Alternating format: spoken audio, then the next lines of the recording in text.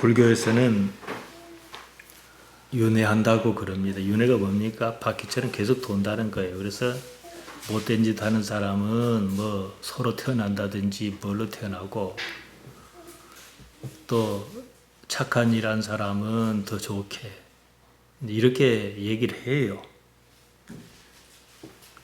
삶이 고통이라는 인식에서 사실은 출발한 겁니다. 어떻게 봐도 사는 건 고통이에요. 그런데 다시 태어나서 잘 살아봐야 그 삶이 아니겠느냐, 이겁니다. 여러분이 상상할 수 있는 세상에서 가장 잘 사는 사람 한번 상상해 보세요. 그에게는 고통이 없겠느냐는 거예요. 밥도 자기 손으로 떠먹어야 할 것이고, 변비에 걸릴 수도 있고, 복잡합니다. 그 때문에 이런 삶 말고 다른 삶, 이와 같은 삶이 뺑뺑 도는 그런 윤회의 사슬에서 벗어나자, 이것이 불교가 지향하는 바입니다. 해탈에서 열반, 니르바나의 경지에 들자, 이겁니다. 그러니까 제가 이 윤회라는 말씀을 드린 이유는요, 그게 사실이냐 아니냐 이걸 말씀드리는 게 아니고 어째서 그런 말이 나왔겠는가, 이것을 생각해 보자는 겁니다. 한번 생각해 보십시오. 이 삶이 고통스럽지 않았다면 저 삶을 바라기나 했겠는가. 한편으로 이것이 이 종교가 가지는 딜레마입니다. 딜레마는 이러지도 못하고 저러지도 못하는 걸 말합니다. 이 삶이 고통스러운 것은 맞는데, 이 삶이 그런 줄은 알겠는데 저 삶을 어떻게 이해할 거냐는 거예요. 거기서 똑같이, 물론 여기보다 낫겠지요. 그런 사람 살아봐야 뭐 하겠냐는 거예요. 그러니까 이해를 할 수가 없는 거지. 천국이든 천당이든 다 좋습니다. 문제는 아무도 가본 사람이 없다는 겁니다. 천국에 간 사람이 있다고 그럽시다. 한 번 간 그 사람은 이곳으로 되돌아오지 않습니다. 누군가서 거기서 충분히 살다가 되돌아와서 그 나라가 어떻다네라고 알려주면 좋겠는데, 여러분 그런 사람 본 적 있습니까? 내가 본 천국, 그것은 환상에 지나지 않습니다. 왜냐면은 죽어야 가는 데인데 살아났잖아요. 물론 그렇게 알려줘 봤자 안 믿을 사람은 여전히 안 믿습니다. 왜냐? 자기가 경험해 본 적이 없는 세상이기 때문에 그렇습니다. 이것이 가장 큰 문제예요. 그 세계는 이 세계와 일단 전혀 다릅니다. 차원이 아예 다릅니다. 그 사람이 자기가 경험한 것을 이야기해 본들 이쪽에서는 이해할 방법이 없는 거예요. 제가 예를 하나 들겠습니다.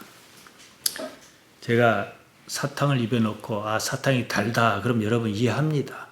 왜 이해합니까? 여러분은 여러분 나름대로 사탕이란 걸 먹어본 적이 있으니까요. 근데 사탕이란 걸 구경도 해본 적이 없어. 근데 사탕이 달다 그럼 이해를 할 수가 없죠. 상대가 말하는 것을 들으면서 나의 경험을 들추어서 비교해서 예측하는 겁니다. 사탕 맛도 여러 가지예요. 그냥 단맛만 나는 사탕도 있고, 살구맛 사탕, 오렌지맛 사탕, 포도맛 사탕, 이렇게 말하면 여러분의 침샘이 벌써 자극을 받습니다. 이미 경험한 사실을 가지고 유추하기 때문이에요. 그런데 사탕이란 걸 구경도 안 해본 사람에게는 무슨 말인가 하는 것도 그렇지만은 내 의식이 반응하지 않습니다. 말하는 너의 경험과 그 말을 듣는 나의 경험이 어느 정도 비슷해야 미루어 짐작할 수도 있고 개념이 잡히는 거예요. 그 나라는요, 전혀 다른 나라입니다. 꿈이라도 경험해보지 못한 세상이에요. 다른 차원의 세계입니다. 나에게는 그 나라를 헤아릴 만한 어떠한 경험적 요소, 데이터가 없습니다. 그러면 이해가 불가능한 거예요. 요한계시록의 어느 구절을 들먹이며 그 나라를 어쩌다 설명하면서 수정강이 어떻고 그럽니다. 다 거짓이에요. 그렇게 말하는 사람 자신도 그렇고 그 말을 듣는 나에게는 그런 어떠한 경험도 없습니다. 그 때문에 사실을 말해도 듣는 나에게는 사실이 아닌 거예요. TV 같은 데서 봤다든지 어디서 들은 것이라든지 이런 거 갖고 상상합니다. 귀신이 있네 없네 그러는데 요새는 과학이 발달해서 뭐 그런 것을 믿을 사람이 없습니다만은 그런데 왜 자꾸 그런 얘기가 있습니까? 어차피 비교할 수 없는 거니까 그런 거예요. 기껏 이 세상에서 가장 잘 먹고 잘 사는 사람의 경우 자기가 그릴 수 있는 최대치의 그런 모습을 가지고 뭐 천국이 어떻다네 이런 거예요. 그렇게 살아봐야 산다는 것이란 그 자체의 고통을 해결할 방법은 없습니다. 잠깐 욕망을 달래주는 수준에 지나지 않습니다. 그래서요, 삶은 결국은 고통이에요. 똑같은 고통을 겪어요. 자녀를 키웁니다. 어떤 사람은 아이고 내 새끼야 하고 살아요. 근데 또 어떤 사람은 이건 뭐 새끼가 아니라 왼수다 왼수 이러고 사는 사람도 있단 말이에요. 같은 자녀라도. 그러면 똑같이 잘못하고 똑같이 잘했냐 그런 건 없어요. 내가 느끼기에 그렇다는 거예요. 지금 이 삶을 고통으로 느끼지 않으면요. 삶이 조금이라도 살만하다 싶으면 저 삶을 생각하지 않아요. 저 삶을 생각할 이유가 없지 않습니까? 관성적으로 그래요. 육체의 요구가 그렇습니다. 그 때문에 육체는 이 삶을 고통으로 느끼지 못하게 하려고 꼼수를 부립니다. 지난 2년 코로나로 다들 고생이 많았지 않습니까? 뭐 아직 다 끝난 건 아닙니다만은 뭐 이제부터는 바깥에서 사람이 많이 모인 데가 아니면은 마스크를 벗어도 좋다 그럽니다. 정부가 이제 상황 봐가면서 조금씩 제한을 풀지 않습니까? 벌써 이런데 감옥에 갇혀서 한 것도 아닌데 중국처럼 그런 것도 아닌데 해외여행이다 뭐다 그새 야단입니다. 비행기 표가 없대요. 고통으로 느끼는 이 삶에서 어떻게 하면 고통을 줄여볼까 그거 아니겠습니까? 그러니까 갇혀서 한 것도 아닌데 그냥 지금 뭐 갇혀서 한 것처럼 막 야단하는 거죠. 이런 일은요 죽을 때까지 이어집니다. 70년 전 전쟁이 터졌습니다. 한 번도 전체를 이쪽 끝에서 거의 저쪽 끝에, 저쪽 끝엔 거의 다 갔고 오르락내리락 하면서 삼천리를 갈아넘겼습니다. 우리나라는 그때 세계 최빈국이었습니다. 지금 같으면 IT 같은 정도로 할까요? 그런 나라가 선진국으로 도약한 유일한 사례입니다. 비약적으로 발전했습니다. 지금 우리 국민 개개인만 놓고 보면요. 일본보다 잘 삽니다. 일본은 우리나라보다 인구가 2.5배 정도 많아요. 그런데 2040년쯤 가면은 2.5배 많은 인구보다도 우리나라가 적은 인구가 총 생산량이 더 많대요. 못 살던 때와 비교하면 상상할 수 없습니다. 머리는 사실 그렇게 이해합니다. 몸은 그렇게 이해하지 않습니다. 끊임없이 지금보다 더 잘 사는 경우를 생각한다는 거예요. 그럼 더 잘 사는 경우를 생각할 수 있다는 것은 뭐예요? 지금은 행복하지 않다 이렇게 느낀다는 것이요. 지금 못 사는 거예요. 못 사는 것은 고통입니다. 고통은 어떻게든 해소해야 하는 겁니다. 그래서 계속해서 더 잘 사는 삶을 위하여 그쪽으로 내모는 거예요. 무엇이요? 육체가요. 국제통화기금 IMF에서 달러를 빌릴 때만 해도 나라가 망했다 싶었습니다. 지금 뭐 스리랑카나 이런 나라가 그러지 않습니까? 기름은 달러를 주고 사와야 하는데 사올 달러가 없어요. 우리나라 그때 망했습니다. 사실은. 우리가 금모으기 운동하고 각고의 노력 끝에 IMF의 빚을 다 갚고 거기서 벗어났습니다.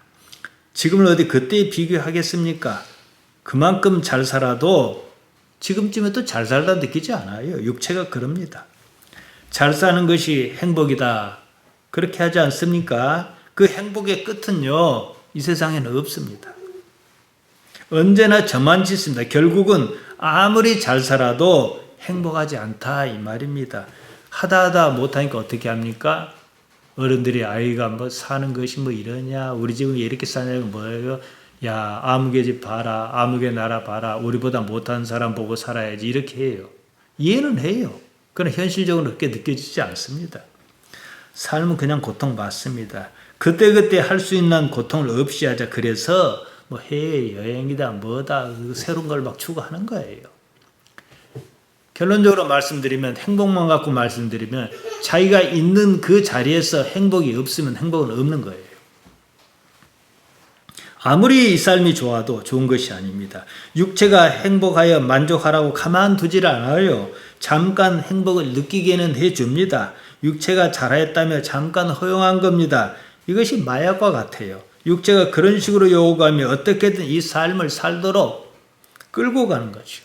행복을 미끼로 어떻게든 이 삶을 유지하게 하려는 거예요. 물론 저기에 대한 그림도 없어요. 육체는 이 삶에서 조금이라도 살만한 것이 있으면 그것을 찾도록 요구합니다. 그것에 자극을 줍니다. 어떻게든 이 삶을 유지하게 만들지요. 수단과 방법을 가리지 않고 이 삶을 유지하게 하는 것, 이것이 바로 육체가 하는 일입니다. 문제는 그런 식으로 사는 삶 자체가 고통이라는 거예요. 이제 이것도 계속 그러다 보면 나이가 많이 들면 우리 집사람도 이해하실 거예요. 그래 봤자 삶이 그 삶이지 이럽니다. 제가 우리 교회에서 딱 29년, 이제 곧 29년 만으로 살았습니다. 처음에는 밖에도 못 나가면 불안해요. 나중에 나간 것 자체가 부담스러워요. 싫어요. 저만 그런 게 아니라 신앙군에서 사는 아는 목사님도 그러더라고요. 이제는 목포 나간 것 자체가 싫대요. 이래 되는 거예요. 삶은 고통이 있고 그 고통을 해소하고 단지 이것의 반복입니다. 해소해야 하는 고통이 있다는 것 자체가 고통인 거예요. 이것이 지금 사는 삶의 한계입니다. 조금이라도 지혜가 있는 사람이 있었습니다. 삶이 이럴 수는 없다. 삶이 이런 것은 아니다. 그래서 다른 삶을 찾아 나섰습니다. 실제로 그랬는지 어쩐지 모르지만 삶은 윤회하는 것일지도 모르겠다. 이렇게 이해하기에 이르렀지요. 실제로 삶이 이런 줄 아는 이상 다른 삶을 찾아야 하지 않겠습니까? 그런데 이 삶은 윤회해도 그만, 윤회하지 않아도 그만, 그렇다는 거예요. 그렇고 그런 삶일 바에 아예 벗어날 수는 없는가? 이래서 종교란 게 생겨났습니다. 불교에서 윤회는 새롭게 시작하는 고통일 뿐입니다. 앞서 말씀드렸습니다. 천국이 무엇이고 그런 세상이 있다고 합시다. 문제는 그 세상을 내가 어떻게 이해할까? 이해할 수 있는 방법이 있는가? 이 문제지요. 거기에 대한 경험 자체가 아예 없습니다. 단지 이 삶이 아니라는 것, 이것밖에 없어요.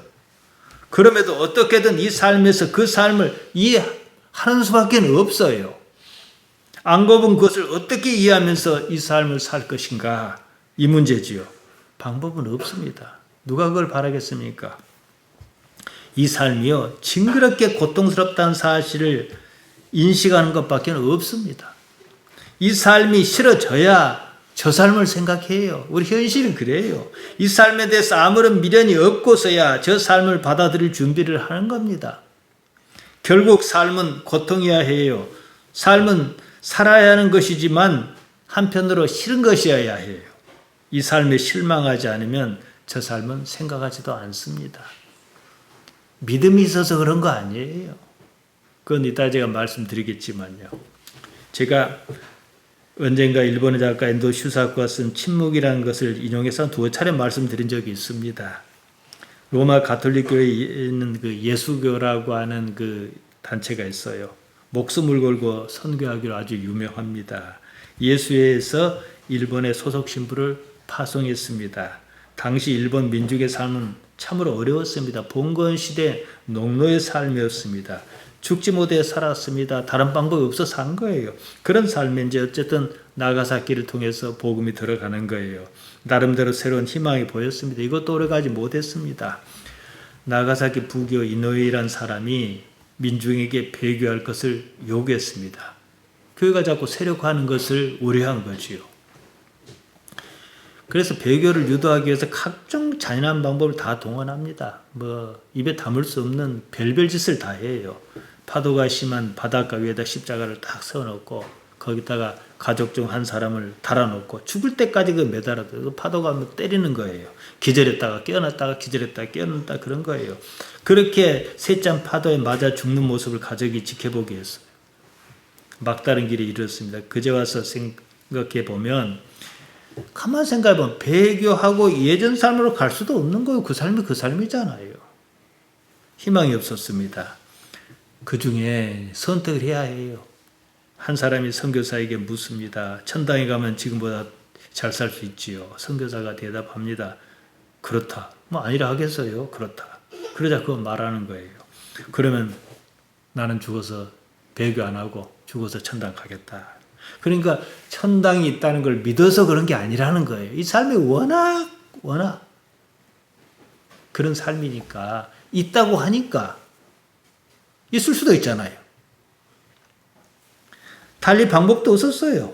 옛날 삶으로 되돌아갈 수도 없습니다. 그렇다한들 그 삶이 그 삶이라는 겁니다. 이 삶에서 희망이 끊기지 않고서는 저 삶을 바란다는 것은 불가능에 가깝습니다. 누구나 그런 경험을 합니다. 살다 죽음을 받아들여야 하는 시점이 닥칩니다. 더는 못 살겠구나 싶습니다. 그제서야 저 삶을 생각한다는 것에 문제가 있습니다. 평생 저 삶을 바라고 살아온 적이 없어요. 갑자기 그 삶을 생각하려니까 도저히 그림을 그릴 수 없는 거예요. 기독신앙이 열심인 사람이 있어요. 가족이나 아버지나 이런 분들이 이제 막 숨이 넘어가려고 그래요. 그는 붙잡고 그냥 주기도문을 따라 해라 그랬다가 사도신경을 외라 했다가 예수님 믿어야 구원받는다 막 안타깝게 그래요. 그 심정은 이해해요. 안 믿어주는 걸 어떻게 할 겁니까? 제가 이런 사람을 봤습니다. 나도 믿고 싶다는 거예요. 안 믿어줘요.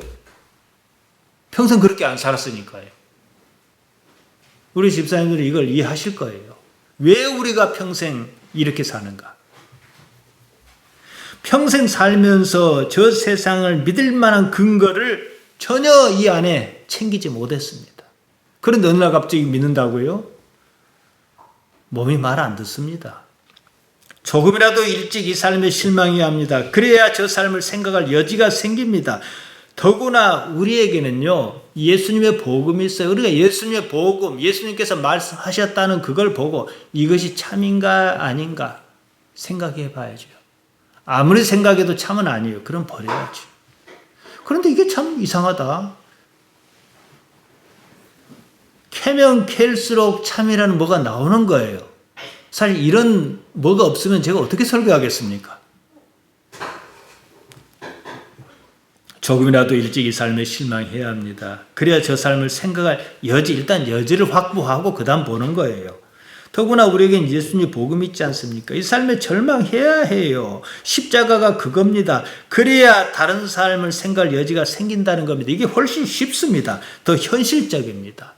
사도 바울은 이러한 이치를 깨달았습니다. 그 사람이 전도 자기가 깨달은 바를 알리고 싶어서 그런 열심히 있었지 않겠습니까? 말이 안 통하는 거예요.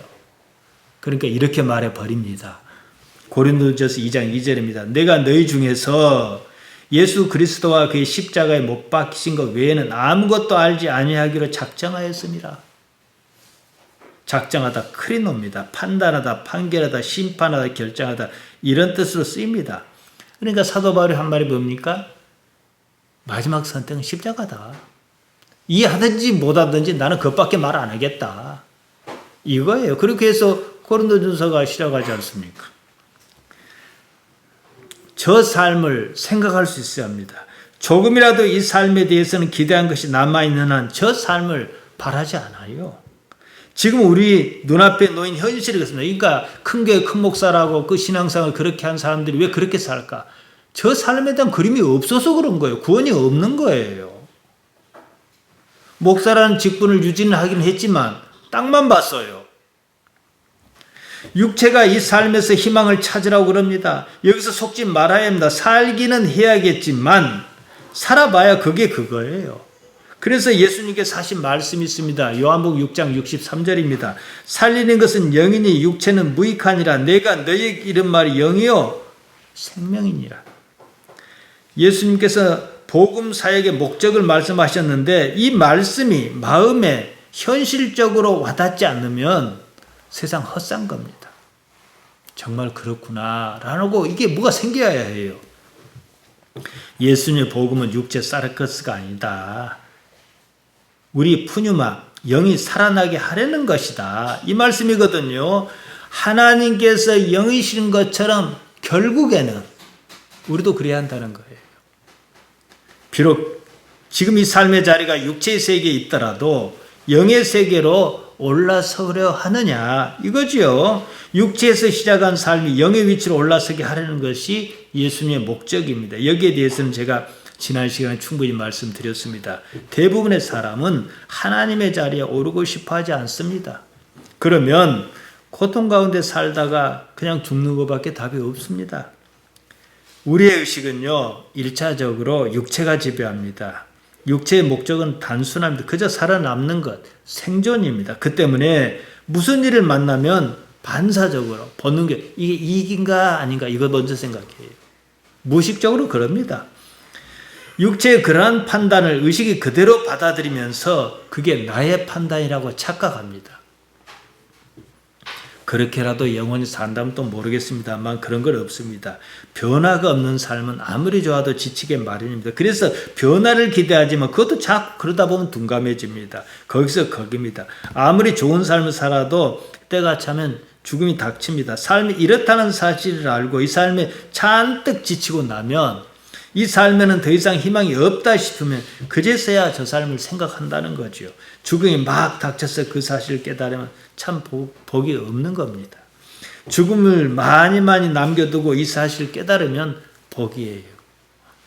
평생을 자기 마음 쓰인 대로 살았습니다. 하나님은 생각하지 않고 자기 하고 싶은 대로 하고 살았습니다. 그처럼 하나님께 익숙하지 않은 사람이 죽음이 임박해서 어떻게 깨달을 수가 있으며 또 그날을 어떻게 받아들일 수가 있겠는가 이거죠. 저 삶이 실제라면은요, 이 삶은 결국은 죽지 않을 정도로 고통스러워요. 여러분이 하나님을 하면 이 삶을 어떻게 살게 내버려 두겠습니까? 편하게 살게 해요? 그러면 이 세계로 올 생각이 없는데요. 이 삶이 고통이라고 느끼지 않는데 어떻게 저 삶을 바랍니까? 평생을 호의고시하고 잘 산 사람이 있다 합시다. 고통이라고는 느껴본 적이 없다 그럽시다. 그에게도 유일한 고통이 있습니다. 죽는 거예요. 어리석은 부자의 비유가 그겁니다. 예수님께서 비유를 말씀하시면서 마지막에 덧붙여 하신 말씀이 누가복음 12장 21절입니다. 자기를 위하여 재물을 쌓아두고 하나님께 대하여 부요치 못한 자가 이와 같으니라. 하나님께 대해서는 생각도 안 한 사람이다 이 말이에요. 그 나라를 생각도 안 했다 이 말이에요. 삶이 난 고통을 피할 방법은 따로 없습니다. 있다면 죽는 것밖에 없습니다. 이 삶에서 다른 세상을 생각해야지요. 여러분 우리가 꿈을 꾸지 않습니까? 대부분의 꿈은요 별로 안 좋은 겁니다. 이제 가끔 좋은 것도 있긴 있지만 뭐 싫다거나 뭐 무섭다거나 어디 쫓긴다거나 어렸을 때 이런 꿈도 잘 꿔요. 오줌이 마려운데 아무리 오줌을 누기는 누는데 안 시원해요. 근데 어른들은 이제 이 관략근이 이제 발달하고 숙달에 대해서 그걸 참고 그러지만 아이들은 그러다가 이제 싸는 거죠. 그런 식으로 좋지 않은 환경에 대한 것입니다. 가끔은요, 꿈속에서 자기가 꿈을 꾸고 있다는 사실 아는 때가 있어요. 그러면 꿈속의 삶이 그 어떤 모습일지라도 거기에 대한 부담이 훨씬 줄어듭니다. 용감해져요. 깨문 거 말이잖아요. 삶도 그와 같습니다. 다만 준비는 해야 해요. 그림은 어느 정도 그려놔야 해요. 꿈이 실제라면 꿈이 깨는 일은 없었을 것입니다. 한번 생각해 보십시오. 꿈속에서는 꿈이 현실인 줄 알았어요. 그래서 그냥 도망도 다니고 살아볼래 애를 썼단 말이에요. 그게 꿈이었기 참 다행이다. 이럴 때도 있어요. 깨어나서는요. 꿈이 깨기 전까지는 꿈은 그냥 현실입니다. 꿈이 사라지고 나서야 꿈이 현실이 아니었던 사실을 압니다. 삶도 마찬가지입니다. 삶이 실제라면 삶은 계속 있어야 해요. 끝이 없어야 해요.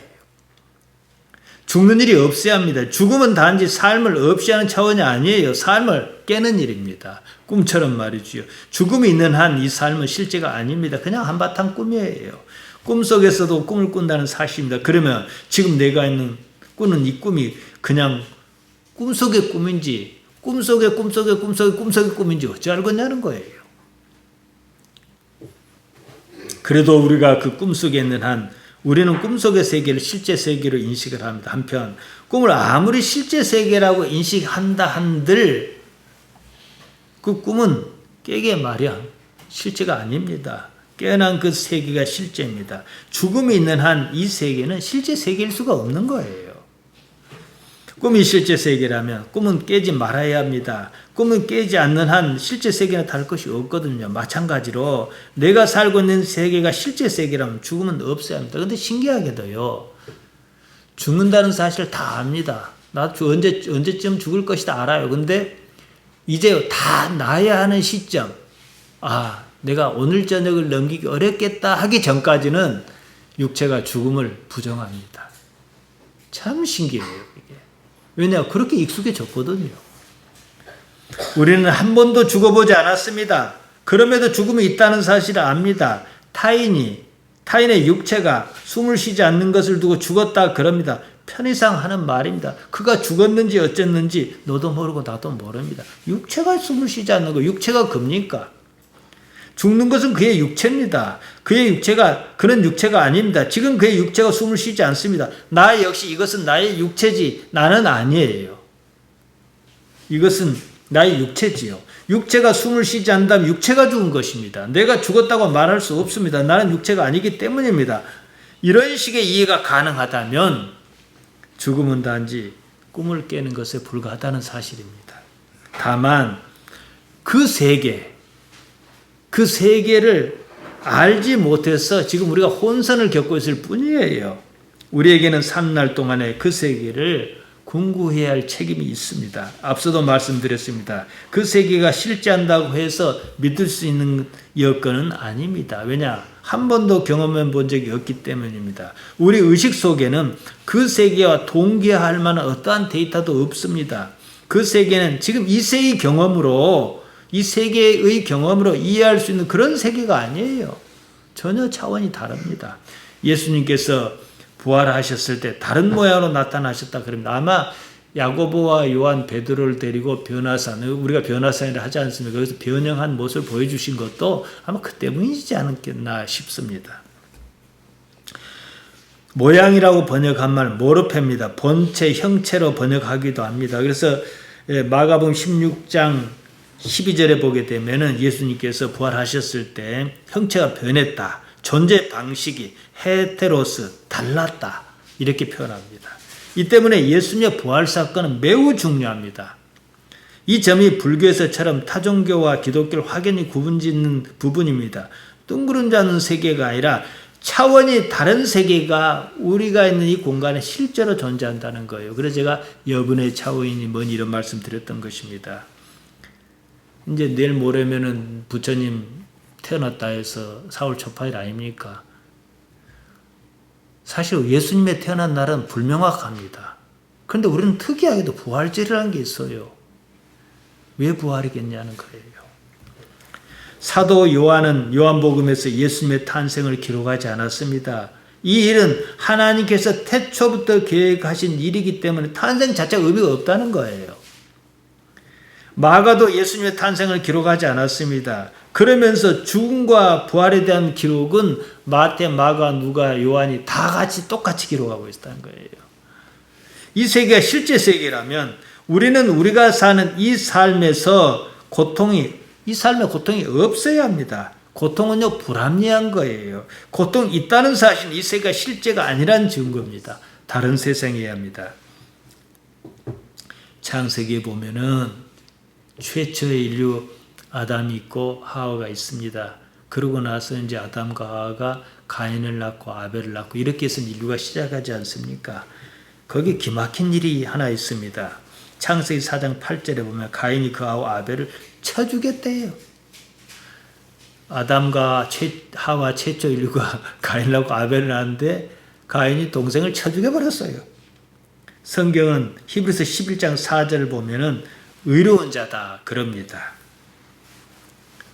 아벨이 하나님께 드린 제사가 어떻게 해서 가인보다 더 나은 제사였는지 설명이 없습니다. 히브리서에만 그런 얘기가 있는데 어쨌든 그런 설명이 없어요. 다만 이렇게 말하죠. 창세기 4장 2절에서 5절입니다. 아벨은 양치는 자였고 가인은 농사하는 자였더라. 세월이 지난 후에 가인은 땅의 소산으로 제물 삼아 여호와께 드렸고 아벨은 자기도 양의 첫 새끼와 그 기름으로 드렸더니 여호와께서 아벨과 그 제물은 연락하셨으나 가인과 그 제물은 연락하지 아니하신지라. 하나님께서 가인의 재물을 연락 안 하셨다면 그럴 만한 이유는 있겠지요. 근데 왜 그런지는 설명이 없어요. 왠지는 모르지만 좌우전 아벨의 재물은 연락 받으시고 가인의 재물은 연락 받지 않으셨다 이거거든요. 이 대목에서 다들 추측이 난무하지요. 더군다나 히브리서의 기록 때문에도 그렇습니다만은 아벨은 믿음으로 드렸는데 가인은 그러지 않았다. 그거 없습니다. 믿음의 사람이 얼마 살지 못하고 믿음 없는 사람이 맞아 죽었다. 이 사실밖에는 없습니다. 흔히들 이 대목에서 추구하는 신앙이 갖춰 충돌을 일으킵니다. 왜냐? 오래오래 잘 먹고 잘 사는 것이 목적인데 그냥 그러지 못하고 맞아 죽어버렸어요. 의로운 사람이, 의롭지 못한 사람이 어떻게 죽었다면 뭐 이해가 하겠는데 의롭지 못한 사람이 의로운 사람을 때려 죽여버렸어요. 세상이 이렇다는 거예요. 그러다 보니까 아벨 많이 믿음이 있어라 하고 아벨만 그러라 그럽니다. 아벨의 제사가 어떻게 믿음의 제사였다는지 구체적인 기록은 없습니다. 히브리서 11장 4절이 말한 건 단지 아벨의 제사 더 나은 제사였다. 플레이온 더 많은 이렇게 번역도 합니다. 하지만 이것도 히브리서를 쓴 사람이 창세기를 보고 자기가 그렇게 이해한 거예요. 그러니까 원판이 뭐예요? 창세기지요. 창세기의 원판에는 그런 얘기가 없어요. 가인이 아벨을 쳐주겠습니다. 자, 생각해 보세요. 의로운 아벨이 불의한 가인에게 맞아 죽었단 말이죠. 의로운 자 디카이오스입니다. 정의로운 사람이 얼마 살지 못하고 정의롭지 못한 사람이 맞아 죽었습니다. 실제로 그러지 않습니까? 옳고 정의로운 사람이 대통령에 당선합니까? 그러지만 않잖아요. 이러면 아무것도 맞지 않습니다. 이 세상은 실제가 아니면 이해가 가능해요. 이 세상이 실제라면 그런 일은 없어야 합니다. 이런 일은 예수님의 십자가로 그대로 이어진다는 거예요. 여러분, 의로운 것이 옳습니까? 의롭지 못한 것이 옳겠습니까? 의롭다는 거 옳다 그 말이거든요. 의롭지 못한 이 세상은 거짓이에요. 의로운 것이 옳다면 세상이 이럴 수는 없는 일입니다. 여기서 답은 한 가지입니다. 이 세상이 아니다. 다른 세상이어야 한다는 거죠. 가인 이후로 세상에는 단 한 번의 정의도 없었습니다. 중국에서도 보면은 법치로 정의를 세우겠다고 꿈꿨던 한비자는 정의롭지 못한 힘에 의해 죽었습니다. 영생의 세계, 부활의 세계가 사실이라면 이 세계는 실제 세계가 아니어야 맞습니다. 내가 사는 이 세계가 실제 세계가 아니다. 이렇게 생각하고 세상을 보면은요, 모든 의문이 풀립니다. 더는 억울할 것도 없습니다. 그냥 하나님만 바라고 살면 그만이에요. 때문에 예수님께서 이리 말씀하셨습니다. 마태복음 6장 33절입니다. 너희는 먼저 하나님의 나라와 하나님의 의를 구하라. 그리하면 이 모든 것을 너희에게 더하시리라. 이 사람들이 이걸 거꾸로 보니까 이해를 못해요. 아, 이 모든 것, 내가 원하는 것을 모든 걸 이루기 위해서 하나님의 정의를 구해야지. 하나님의 나라를 구해야지. 이 말씀 아니에요. 이 모든 것에 대해서 너희가 신경 쓰지 말고 너희는 그냥 하나님의 나라와 하나님의 정의를 구하라 이거거든요. 이 세상이 아무리 그럴지라도 우리가 구해야 하는 것은 하나님의 나라와 하나님의 정의다. 그것 가지고 세상을 살 수 있겠느냐. 그러면서 거기서 무엇을 경험하겠느냐 이 말씀입니다. 그러면서 눈에 보이지 않는 하나님을 실제화하는 거지요. 하나님의 나라를 구하면서 하나님 나라를 구하는 것이나 하나님의 정의를 구하는 것이나 뭐 중의적으로 반복적으로 쓰인 겁니다. 여러분, 과학은 눈부시게 발달하고 있습니다. 점점 더 가속이 붙습니다. 그러니까 이렇게 말하면 여러분 실감이 날는지 모르겠어요. 우리 집사람들이 이제 평생 사신 것보다도 태어날 때까지 인류가 모든 지식보다도 우리 집사님 사는 지식이 더 큽니다. 근데 이게 점점 가속이 붙어요. 그래서 2045년쯤이면 인간이 만든 인공지능이 인간지능을 넘어서는 특이점에 도달할 것이다. 그럽니다. 저는 그러라고 생각합니다. 여기서 나라는 존재는 어떻게 만들어지는가 한번 생각해 보십시다. 나를 규정하는 것을 자의식이라고 합니다. 나를 인식하는 거죠. 근데 이 어렸을 때부터 이런 인식이 생기지 않아요. 어느 순간 생깁니다. 대충 태어나서 한 24개월 정도 지난 뒤에 자연스럽게 이게 나구나 이렇게 인식이 생겨요. 그 인식이 딱 생길 즈음 그때 기억은 싹 지워버립니다. 이걸 리셋해요. 왜 그런지는 잘 모르겠어요. 그러니까 어느 날 생기는 거죠. 감춘의식이 발현합니다. 만일 내가 인공지능이라고 하면 나는 나를 인공지능이라 인식할까? 이 문제죠. 이건 기술적인 문제가 아니에요. 철학적이며 종교적인 문제입니다. 내가 인공지능이라 해도 내가 인공지능이라는 사실을 인지할 수 없다는 거예요. 인공지능은 똑같이 그런 식으로 만들거든요. 그냥 내버려 둬요. 스스로 학습합니다. 나를 나라고 인식하는 그 의식은요, 태어나면서 어느 순간에 생겨납니다. 삶의 환경에서 말이지요. 예수님께서 니고데모에게 사람이 거듭나야 하늘나라가 보인다, 하나님의 나라가 보인다 이러셨습니다. 요한복음 3장 3절입니다. 진실로 진실로 내게 이르노니 사람이 거듭나지 아니하면 하나님의 나라를 볼 수 없느니라 그러셨습니다. 거듭나다 겟네데 아노덴, 제가 자주 말씀드렸습니다. 겟나오, 태어나다. 어디서 말이에요? 아노덴, 하늘로부터, 위로부터, 하나님께로부터 태어난다 이 말이거든요. 그러니까 이걸 단순히 말씀드린 뭐예요? 하나님을 아는 의식이 생겼다는 거예요. 내가 나를 아는 의식이 생기듯이. 니고데모가 이 말을 못 알아듣는, 그럼 내가 못해 다시 들어가서 다시 태어나야 합니까? 전혀 생각하지 못한 말씀을 하시니까 그랬던 거예요. 그래서 요한복음 3장 6절에 이리 말씀하십니다. 육으로 난 건 육이요, 육체에서 난 건 육체고 영으로 난 건 영이다. 사르코스 사르코스, 우리 부모의 육체에서 나의 육체가 태어나고 푸뉴마토스 푸뉴마, 하나님의 푸뉴마에서 우리의 푸뉴마가 태어난다 이 말씀이거든요. 부모의 육체에서 우리 육체가 태어났습니다. 무엇이 태어납니까? 나를 나라고 인식하는 그 의식이 어느 순간 생긴다는 거죠. 푸뉴마로 계시는 하나님께로부터 하나님을 인식하는 의식이 그 어느 순간에 생깁니다. 하나님을 인식하는, 푸뉴마를 인식하는 건 결국 뭐냐? 푸뉴마를 할 수 있다 이 말이에요. 자, 여러분이 안 그런 사람도 많지만 우리 집사님들은 안 그러실 거예요. 하나님을 실제 존재 알아차립니다. 하나님께서 영이십니다. 영이란 말은 육체가 없다 이 말이거든요. 내가 나의 육체로 하나님의 실제 존재를 알아차릴 수 있을까요? 없습니다. 그래서 어떤 일이 여기 안 나오는 거예요. 나왔다 해도 그냥 이렇게 노를 좀 졌다 가버린 거예요. 하나님을 인식하는 그 순간 나의 육체는 반응하지 않아요. 그때 그런 의식을 영이라 해도 무방하다는 거예요. 왜 영이라 딱 꼬집지 않고 영이라 해도 무방하다 이런 말씀 드리냐면은 아직은 우리가 육체가 있거든요. 예수님처럼 부활한 그런 몸은 아니거든요. 태어나 살면서 의식이 생기듯 하나님을 알면서 하나님을 아는 그 의식이 생깁니다. 그 의식을 일단 영이라 하자는 겁니다. 이제는 그 영이라는 그것이 자라게 하는 것만 남습니다. 그러다가 어느 날 육체를 버려야 하는 날이 닥쳐요. 그럼 무엇이 남겠습니까? 육체를 버렸는데요. 육체가 없는데요. 육체를 나라고 믿어서 육체를 떠받들고 사는 사람은 육체와 함께 쓰러지겠지만 육체는 내가 아니다. 잠시 내가 이용하는 것이다. 활용하는 것이 이렇게 생각하고 사는 사람이 하나님만 바라는 그 의식이 생겼어요. 그러면 육체는 던져버리고 하나님을 남는 의식만 남지 않겠냐 이거예요. 처음부터 하나님을 의식하지 않아요. 하나님 하다가 어느 날 그 실제를 인식하는 거예요. 이건 여러분 이해하실 거예요. 아무리 하나님 어쩌고 해도 저기 사는 사람들은 안 다가옵니다. 그런데 하나님하고 하나님으로 나는 못 살아요. 이런 세월을 산 사람들은 말로는 설명할 수 없지만 정말로 하나님 없이 못 산다는 거 압니다.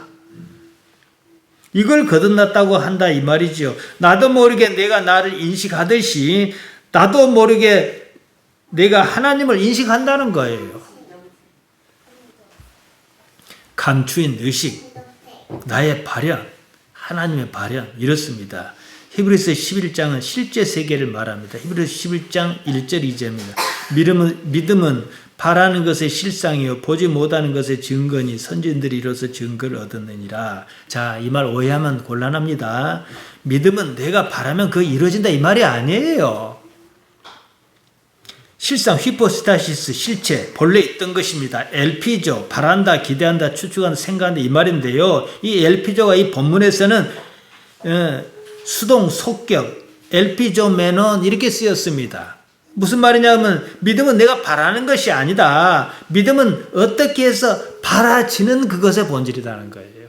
내가 바라서 바란 게 아니라 한참 하나님 하고 살다 보니까 바라지는 거예요, 그냥. 그 세계가 자네는 그러면 그 교회를 그렇게 열심히 수십 년 다는데 그 세계가 어떤 세계인가? 그럼 뭐라 대봐요? 나도 몰라. 근데 나는 그 세계를 바래. 왜냐? 하나님 때문에. 이거죠. 그 세계는 교회 안 다니지도 모르고 교회 다니는 나도 몰라요. 짐작은 할지라도. 그렇지만은 나는 내가 지금 하나님과 함께 하고 있다. 하나님을 아버지로 모시고 있다. 하나님과 적어도 내 일방적인지 쌍방적인지 모르지만 나는 교감하고 있어요. 그 하나님을 바랍니다. 하나님을 좋아해요. 그 하나님께서 함께 계시는 육체가 없으니까 온전할 거잖아요. 육체는 온전하지 않습니다. 근데 온전한 새 세계에 하나님과 함께 있으니까 그 세계가 좋다 이거예요. 하나님 때문에 그 세계가 필요한 것이지 그저 좋은 세계라 그러면 하나님의 위치는 존재하지 않습니다. 눈에 보이지 않는 그것이 엘레온코스 증거다. 믿음은 실상 휘포스타시스 실제 본래 있던 것이 삶에서 자연스럽게 바래지는 것이다. 그 자체가 증거다. 이것이 히브리서 11장 1절이 말하는 거예요. 바랄 것을 바라야지요. 실제 세계를 바라야 한다는 거죠. 히브리서 11장 3절은 이어서 말합니다. 믿음으로 모든 세계가 하나님 말씀으로 지어준 줄을 아나니. 자, 이 모든 세계는 나도 보고 절에 다니는 사람도 보고 남녀 호랭이 다니는 사람도 봐요. 근데 우리는 어떻게 이 세계가 하나님께서 만드셨다고 압니까? 삶에서 하나님에 관한 경험이 축적되어 있기 때문에 그런 거예요. 이게 매우 중요한 겁니다. 그래서 한사코 오늘도 우리는 주일이라고 몸도 불편하고 허리도 아프고 다리도 아픈데 성경 가방 챙겨 들고 여기 오는 거예요. 믿음으로 모든 세계가 하나님의 말씀으로 지어진 줄 아나니 보이는 것은 나타난 것으로 말미암아 이루어진 것이 아니니라. 보이는 건 뭡니까? 우리가 눈에 보인다 해서 그게 저절로 이루어진 게 아니다 이거예요. 거기까지도 우리가 안다는 거예요. 이제는요. 믿음을 가지고 보니까 모든 것이 하나님께서 말씀하셔서 생겨난 것이더라. 눈에 보인다고 해서 그저 저절로 생긴 것은 아니더라. 이겁니다. 믿음이 어느 경지에 이르면 저쪽의 안목을 가지고 이쪽을 삽니다. 믿음의 선진들이 결국 그렇게 살지 않았느냐. 자, 믿음의 선진들 이제 계속 이제 우리는 히브리서 11장 4절까지 봤지만 거기서 막 아벨부터 시작해서 뭐 아브라함도 나고 막 줄줄줄 나옵니다. 그들이 전체적으로 뭉뚱그려서 한번 보세요. 그들이 이 세상에서 복받고 잘 살자고 살았습니까? 그들에게 남은 유일한 가치가 뭐였냐는 거예요. 하나님 말고 있습니까? 이거 생각해야지요. 참 제가 이런 말씀 드리면 여러분이 오해하실 수도 있고 무목사 당신이 얼마나 잘나서 그러냐 이렇게 말씀하실 수도 있는데요. 제가 강단에서 설교하고 성경책을 뒤지고 하다 안에서 이제 원어 성경을 뒤지고 해보니까 도대체 2000년 동안 교회가 뭐 했는지 모르겠어요. 예수님의 말씀이 없습니다, 교회에. 마치겠습니다. 이 삶은요, 절대적이지 않습니다. 왜 절대적이지 않습니까? 죽으면 끝나니까요. 꿈이 절대적이지 않은 것은요, 꿈은 결국 깨고 마는 것이기 때문입니다. 절대적이지 않은 것은 실제가 아닙니다, 여러분. 절대적이지 않은 것은 그 자체로서 존재 가치가 없습니다. 이 삶은 반드시 다른 세상, 차원이 더 높은 그 세상과 관련이 있을 때만이 가치가 있는 거예요. 이 삶은 그 세상을 바라며 준비하는 삶이어야 하는 거예요. 이건 안 믿는 사람들이 볼 때 믿는단 말은 우리는 아주 순수한 걸 말한 겁니다. 높은 차원을 말해요. 안 믿는 사람이 볼 때는 도무지 짐작할 수 없는 거예요. 입이 10개라도 제가 전할 방법이 없습니다. 그 사람들에게는요. 사랑하는 여러분, 우리 집사님들, 저는 우리 집사님들 많이 사랑합니다. 왜 사랑합니까? 30년 동안 봐놓으니까.